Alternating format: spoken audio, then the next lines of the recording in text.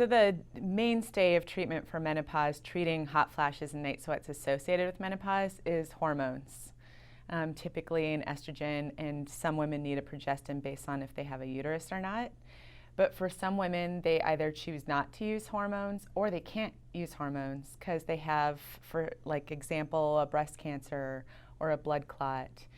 So in that case, we would choose a medication that's not a hormone, such as many of the non-hormonal medications or other treatments that we have available. There are a lot of over-the-counter supplements that have been looked at to help with symptoms of menopause, but when we do study them, we don't see that they're any more beneficial than placebo.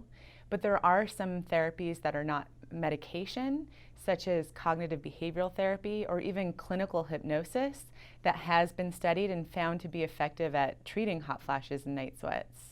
So if women don't want to take hormones, they could consider one of the non-hormonal medications. There's only one that's FDA approved for hot flashes and night sweats. It's called paroxetine, but it's in a class of medications called the SSRIs, also called antidepressants.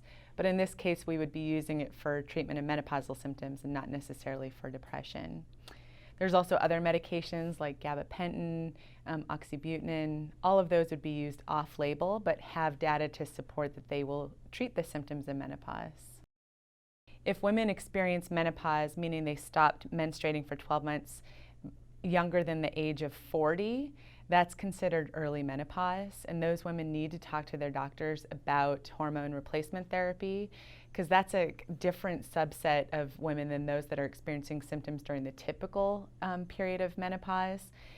We find that women that go through early menopause that are on hormones have higher risks of things like heart disease, dementia, if they're not on hormone therapy until the average age of menopause, which is again 51 years of age.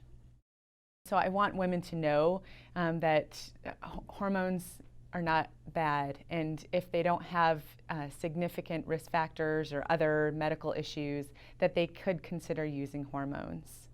And then I guess in that vein, that if they can't use hormones or they choose not to, that we have other options to help treat them.